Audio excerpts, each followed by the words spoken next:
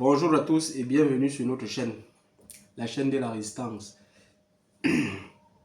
Voilà, aujourd'hui c'est le lancement proprement dit de nos programmes. Et pour ce faire, nous allons répondre à une question dans cette vidéo.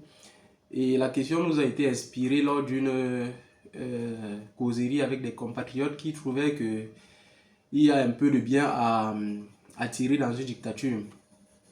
Vous l'aurez compris ici, nous en parlons aujourd'hui, c'est que nous sommes totalement opposés à ce que ceux-là pensent ou disent.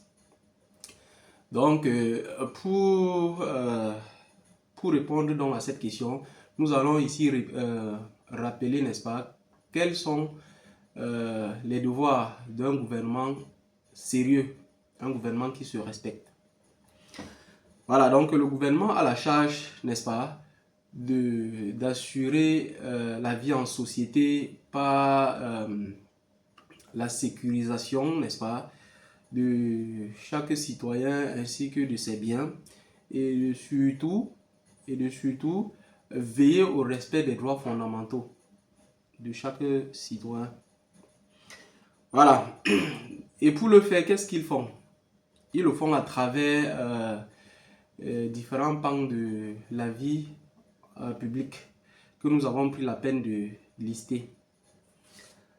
Donc, il s'agit comme ça de l'éducation, de la santé, de la sécurité et de la justice, de l'économie et des finances, de la protection sociale, de l'environnement et le développement durable, du transport et des infrastructures, du patrimoine national et de la culture, des affaires étrangères, de la défense nationale et enfin du budget.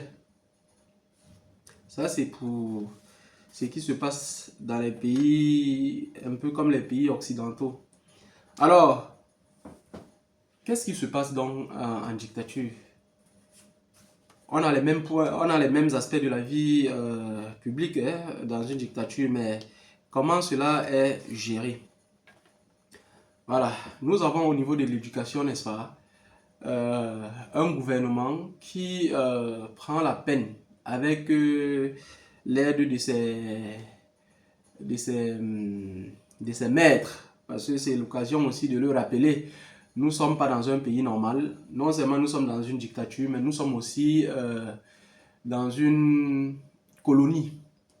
Voilà, donc le dictateur, il prend la peine avec ses cibis de nous pondre un système éducatif qui va plutôt nous abrutir, qui va faire de nous des gens qui vont partir des peuples pour des populations. C'est comme ça qu'on peut aussi assister à cette guéguerre qu'il y a entre les enseignants et les élèves. On a assisté aux réalités où les élèves ont poignardé à mort des enseignants. Et même des enseignants qui ont aussi battu sur des élèves à mort. Et le gouvernement n'a bien évidemment rien fait pour que cela change. Même quand on a dénoncé cela. Non, non, non. Ça continue toujours. Au niveau de l'éducation, de la santé, on a des hôpitaux qui sont plutôt des mouroirs. Voilà. C'est évident. Si au niveau de l'éducation, on n'a pas été bien formé, pas étonnant que quand on va dans les hôpitaux, qu'on aille plutôt se faire tuer là-bas. Au niveau de la sécurité et de l'ordre public ou de la justice, on a des gendarmes et des militaires qui, quand ils ne s'affrontent pas entre eux, ils prennent des populations pour cible à racketter. Voilà, donc ils passent le temps à nous racketter. Il y a des pompiers qui ne font pas leur travail. Déjà qu'il n'y a jamais de l'eau dans leur camions qui laissent éteindre les feux. Donc du coup, notre sécurité n'est pas garantie.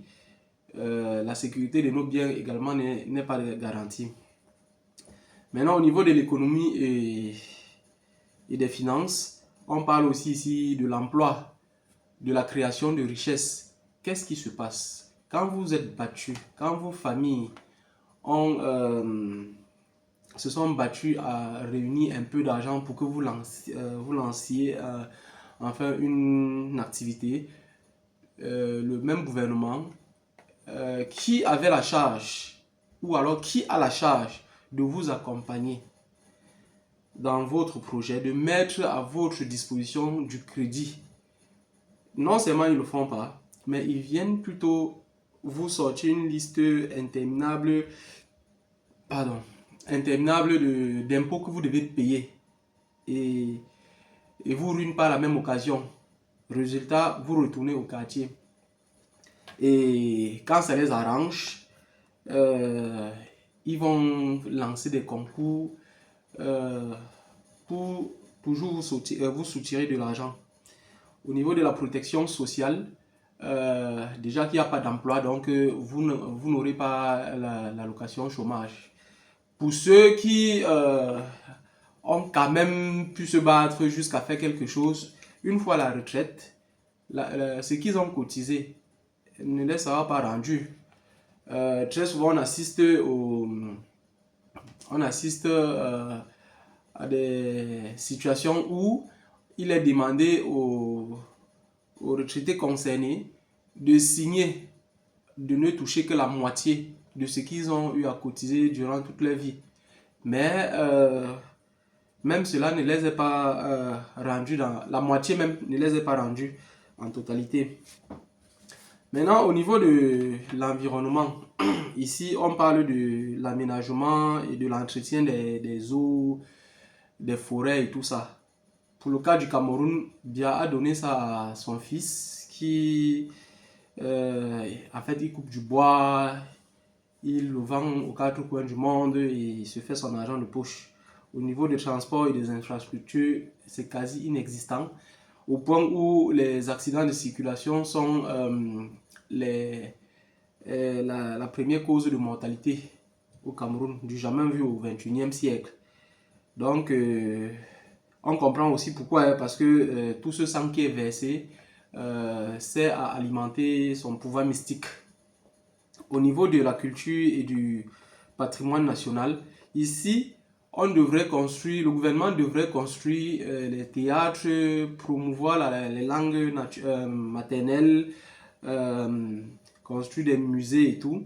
Mais qu'est-ce que nous assistons au niveau du Cameroun? On a un gouvernement qui acerbe le tribalisme au point où les populations s'y donnent à cœur joie. On a assisté pour ce faire à des lynchages des ressortissants d'une ethnie dans d'autres ethnies. Et pour le gouvernement, c'est une très bonne chose. Au niveau des affaires étrangères, ici, un gouvernement sérieux assure la protection de son ressortissant dans un autre pays et aussi la sécurité de son bien là-bas. Mais au Cameroun, c'est pas ce qui s'y passe. Déjà que dans le pays, nous ne sommes pas respectés, on n'a pas de droit. Donc, combien de fois à l'étranger? Au niveau de la défense nationale, ici, là, le gouvernement a la charge, n'est-ce pas, à travers son armée, de sécuriser son territoire contre une attaque extérieure et voire même intérieure. Mais au niveau du Cameroun, qu'est-ce qui se passe? On assiste plutôt à un monsieur Biya, un sénile de 93 ans, qui mobilise toute son armée et même son armée d'élite pour génocider le peuple anglophone. Cela depuis 2016. Maintenant, enfin, on a le budget, on a la fiscalité, le budget. Ici, là, Le budget, le gouvernement prend la peine, n'est-ce pas, de faire l'inventaire de tout ce dont on a besoin pour la vie en société et vote dans le budget ce qui se fait. Et une fois que l'argent est là, le monsieur se partage ça avec son clan. Donc, sa femme va prendre une partie pour aller se payer ses produits cosmétiques dans toutes les boutiques du monde entier, ses greffes, ses bijoux. Sa fille va prendre sa part, elle va aller louer les jets privés, qu'elle va faire le tour du monde pour sélectionner les meilleures chattes qu'elle puisse trouver et les bouffer. Parce que oui, c'est une mangeuse de ntotte. Quand dans d'autres pays, on a des enfants de présidents qui pèsent de tout leur poids pour impacter certains aspects de la vie publique, elle est dans la promotion de l'homosexualité. Voilà. On a aussi un autre Atanganji, quelqu'un comme Atanganji, qui va mettre la main dans la caisse pour venir financer les activistes, certains activistes véreux en diaspora. Et quand ce ne sont pas les espions, hein, ils font pas à certains activistes pour empoisonner ceux qui restent droits dans leur botte et qui mènent vraiment la lutte contre la libération du Cameroun. Voilà, donc nous sommes arrivés au thème de cette vidéo. Pour conclure, nous disons que on vient de voir que il n'y a rien de bon à tirer dans une dictature. Il faut la combattre avec la plus grande des énergies, si ce n'est la dernière énergie. Et vu que nous sommes une dictature dans une colonie, nous avons malheureusement le devoir de lutter deux fois.